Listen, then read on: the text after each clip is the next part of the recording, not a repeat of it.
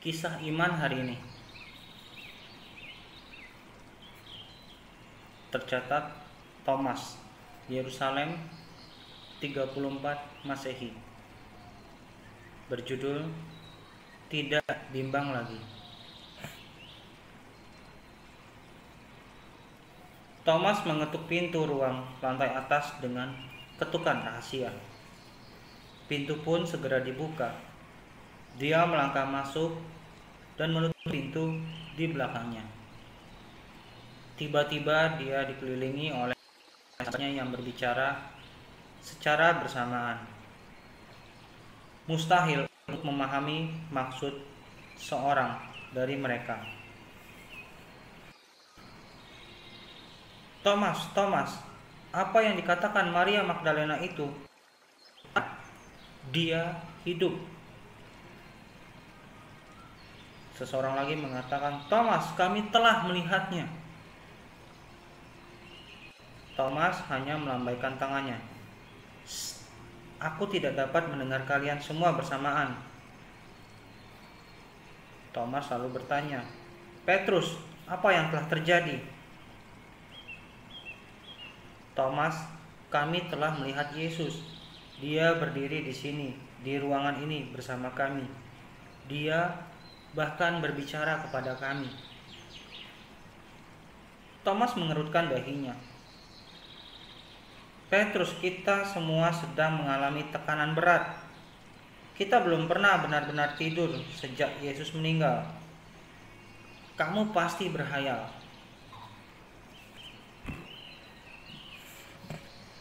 Kami semua menghayalkan hal yang sama pada waktu yang sama. Aku berkata kepadamu, kami melihatnya.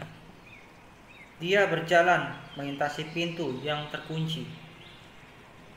Dia berjalan melintasi pintu yang terkunci? Tanya Thomas. Setiap orang mengangguk. Itu menjelaskan semua. Itu hantu.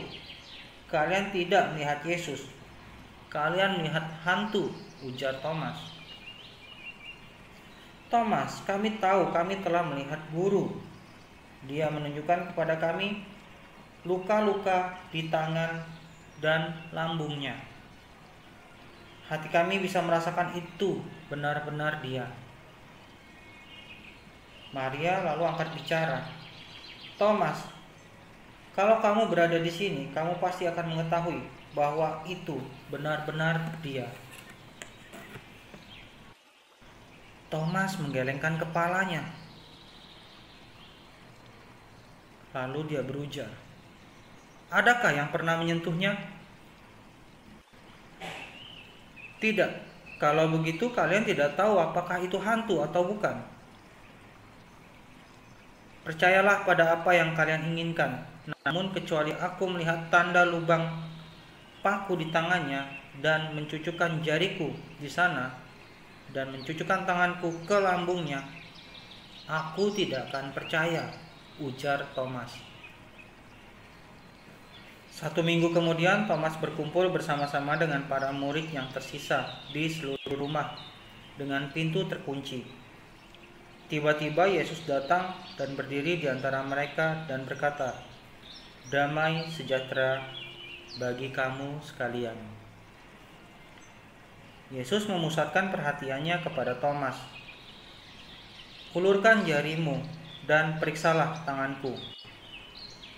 Ulurkan tanganmu dan tempelkanlah ke lambungku. Jangan tidak percaya, tetapi percaya.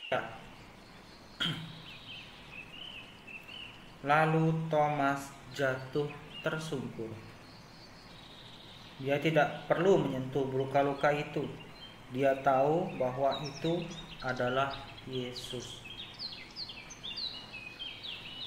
Dia berseru, Guru dan Tuhanku. Dengan matamu sendiri itu baik. Yesus tersenyum.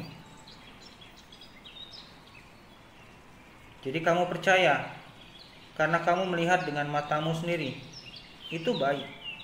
Namun diberkatilah mereka yang percaya kepadaku meskipun tidak melihat, ujar Yesus.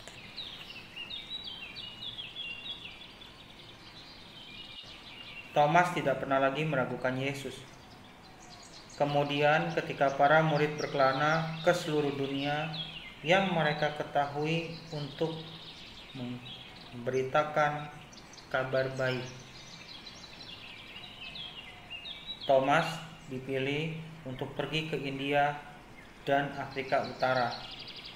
Meskipun dia merasa ngeri tinggal di antara suku-suku yang kejam, Tuhan menguatkannya dan dia mampu membawa banyak orang kepada Kristus di negara-negara itu. Sekitar 70 Masehi, dia pergi ke Kalamina, India. Di sana orang-orang menyembah patung matahari. Melalui kuasa Tuhan, Thomas menghancurkan patung itu dan menghentikan penyembahan berhala itu. Para imam dewa matahari sangat marah. Mereka menuduhnya di hadapan raja yang menjatuhkan hukuman siksaan dengan lempengan besi membara dan melemparkannya ke dalam perapian yang menyala-nyala. Yang menakjubkan mereka semua, api itu sama sekali tidak melukai Thomas. Dia masih tetap hidup di tengah-tengah perapian. Ketika para imam menyaksikan hal tersebut, mereka sangat marah. Mereka melempar tombak dan lembing ke arah Thomas dalam perapian itu. Dan salah satu tombak itu menembus lambungnya. Dia jatuh dan mati di sana. Sebuah footnote kecil. Para pengikut Tuhan sejati mengenal Yesus. Meskipun mereka mungkin tidak melihat Dia dengan mata mereka, mereka merasakan kuasa, kasih, dan sukacitanya dalam hidup mereka. Dia adalah firman hidup dan begitu nyata bagi mereka sehingga mereka tidak akan pernah menyangkal Dia lagi, apapun harganya. Demikianlah kisah iman pada hari ini. Tuhan Yesus memberkati.